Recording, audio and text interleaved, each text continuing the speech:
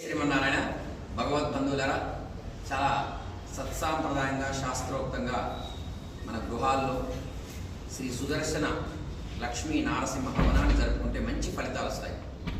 సాంప్రదాయంగా శాస్త్రోక్తంగా మనం చతుస్థానార్చన అంటే 4 రూపాల్లో ఆ యొక్క సుదర్శన నరసింహ స్వామి వారిని మనం ఆరాధిస్తున్నాము. మనం ముందుగా చూసినట్టయితే ఇక్కడ అగ్ని భగవానుడి రూపంలో కుండములో యజ్ఞ కుండంలో ఒక ఆరాధన, ఇది మొదటిది అనుకోండి. ఇక్కడ చూసినట్టయితే మీకు మండలం సుదర్శన నరసింహ మండలము, ఇది 2వ రూపంలో ఆరాధన.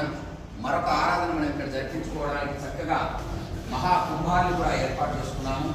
సుదర్శన నారసింహ కుంభ ఆరాధన, ఇది 3వ రూపంలో.